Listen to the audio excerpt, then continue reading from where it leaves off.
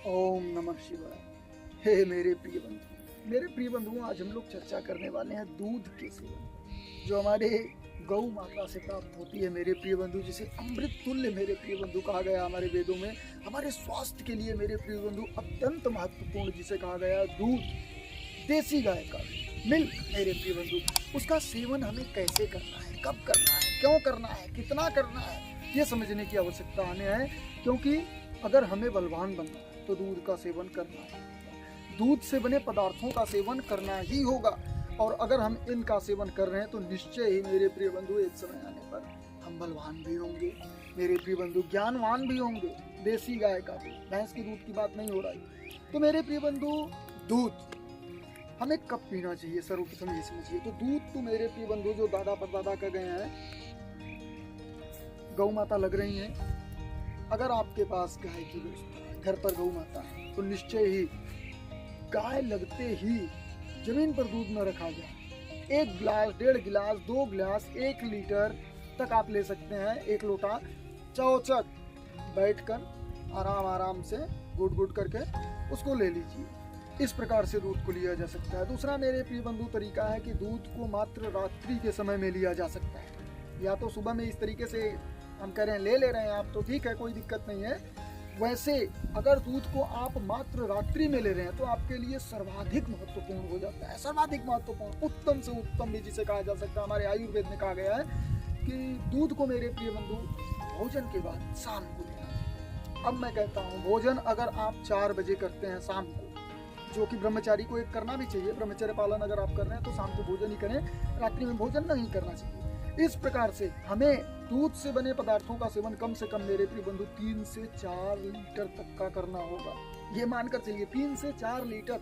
अगर आप इतना करने में समर्थ हैं, परमपिता परमात्मा की कृपा से इतना दूध उत्पादन आपके घर में हो रहा है, जो कि इस तरीके से देसी गाय का हो, वो बल्टा उल्टा से लेकर मेरे प्रिय बंधु वो दूध हम पीने के लिए प्रोत्साहित नहीं करेंगे, क्योंकि वो दूध पीने योग्य ही नहीं है। मैं मानता हूँ, क्योंकि मैं स्वयं ग्रहण नहीं करता हूँ ऐसा दूध, कभी भी मैं पीना पसंद नहीं करता हूँ। मेरे प्रिय बंधु, हमारे सामने हमारे घर की गाय हो, देसी गाय हो, उन्हीं का दूध हमें पीने की आवश्यकता है। 3 से 4 लीटर दूध, मैं मेरे प्रिय बंधु स्वयं 4 से 5 लीटर दूध ग्रहण करता था जब गौ माता हमारी दूध देती थी। अभी इस समय नहीं। दूध, दही, उनसे बने घी, लस्सी, पनीर, इन सब का सेवन। दूध मेरे प्रिय बंधु शाम को पिया जाए, 1.5 लीटर, 2 लीटर, जितना भी आप एक साथ पी सकते हैं। या फिर 2 बार में पीजिए, एक बार 7 बजे पीजिए, एक बार 7:30 पीजिए, 8 बजे। इस तरीके से दूध कम से कम 4 लीटर आप अपने शरीर में, अगर आप 70 किलो के हैं, 70, 72, 74, 75 किलो के हैं, तो आप इतना दूध ग्रहण करिए और उससे भरपूर व्यायाम करिए। मेरे प्रिय बंधु, देखिए शरीर में कितना कैसा बदलाव आता है। शरीर मेरे प्रिय बंधु बिल्कुल वज्र के समान कठोर बनता जाएगा आपका, और वो ताकत आप में बढ़ती जाएगी जो आप स्वयं अनुभव करेंगे। और मेरे प्रिय बंधु, दही हमेशा इसी समय जब घाम हुआ हो दोपहर में खाएं। छाछ मेरे प्रिय बंधु वो भी दोपहर में या सुबह भी ले सकते हैं, मानकर चलिए मंठा जो होता है।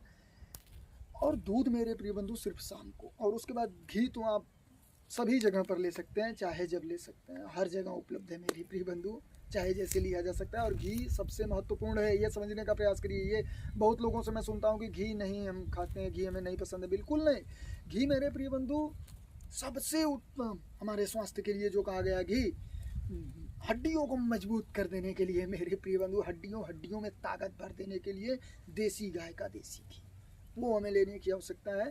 इस प्रकार से दूध अगर हम ले रहे हैं मेरे प्रिय बंधु, तो दूध को सर्वोत्तम आहार माना गया है। सर्वोत्तम आहार के साथ साथ मेरे प्रिय बंधु बिल्कुल ही पूर्ण आहार भी इसी दूध को माना गया है। पूर्ण आहार का मतलब हुआ, सर्वोत्तम आहार का मतलब हुआ कि मेरे प्रिय बंधु जितना भी हम भोजन कर रहे हैं, उनसे जो जो रस निकल कर हमारे शरीर में आ रहे हैं, उस रस से जैसा भी हमारे शरीर का निर्माण हो रहा है, वो अकेला दूध कर सकता है।